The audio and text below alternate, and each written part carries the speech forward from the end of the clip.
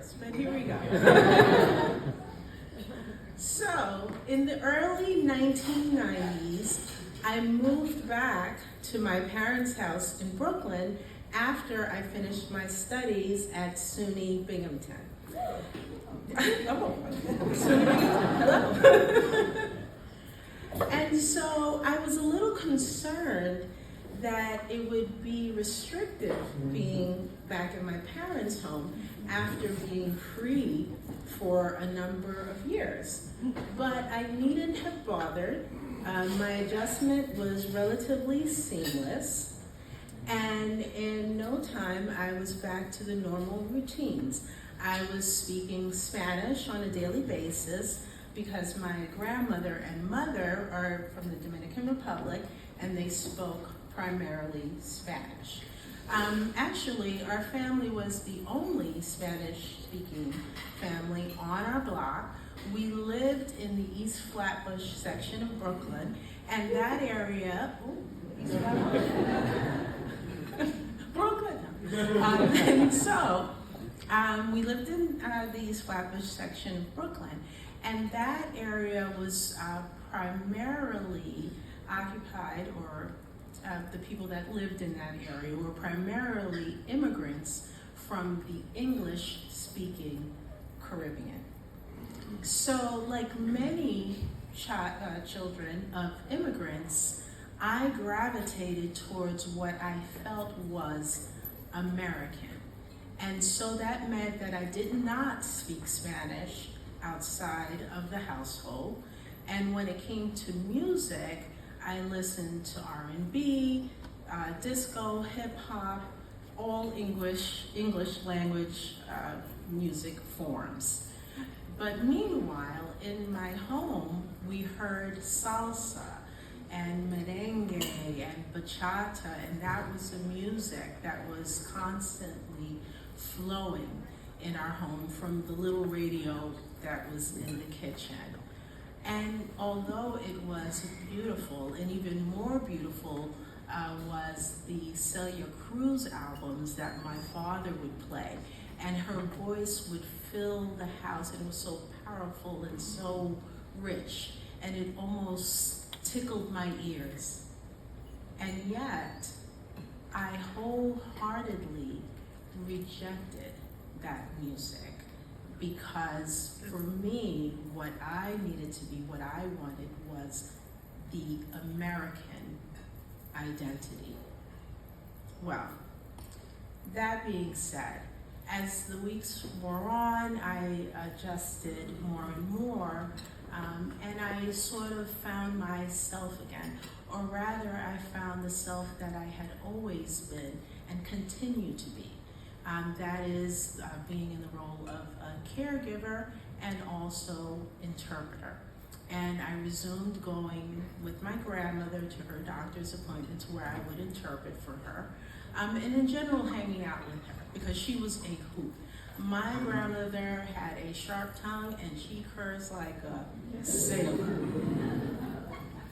And we had so many great conversations, but the best of them were when we sat at the kitchen table, just the two of us, when everyone else had left for work or for school, and we'd have a late breakfast.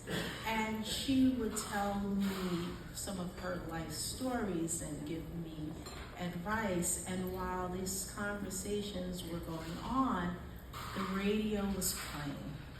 And there was this particularly lovely song that I heard several times. I never heard it in its entirety, but I fell in love with the singer's voice and with his beautiful lyrics, and he even had some historic elements in his music.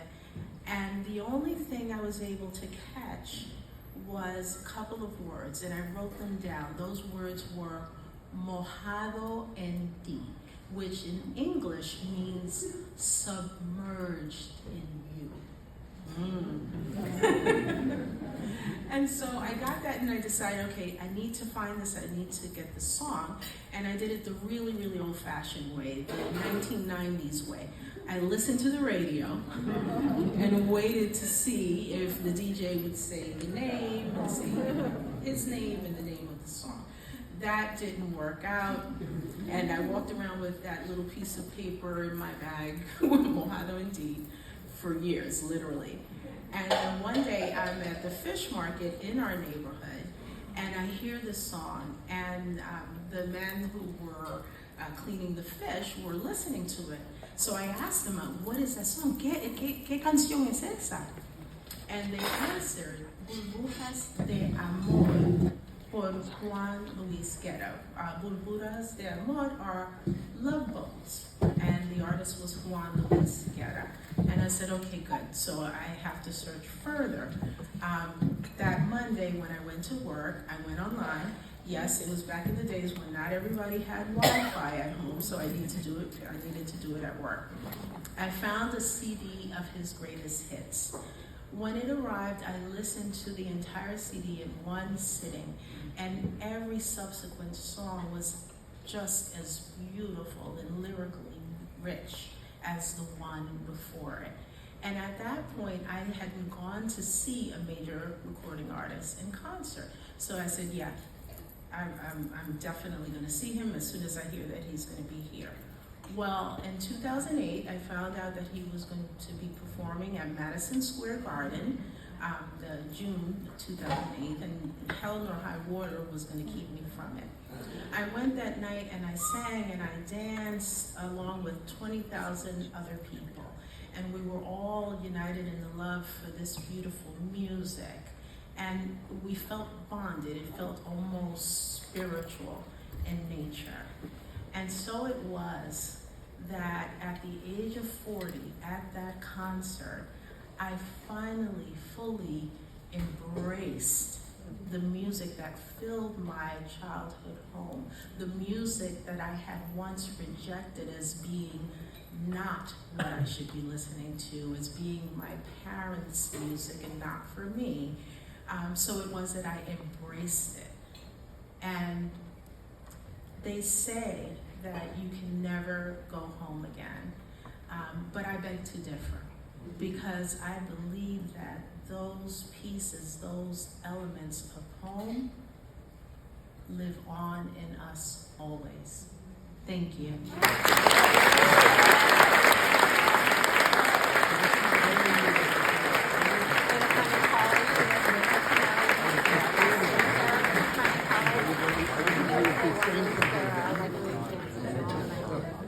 One more time for Vignette Marie.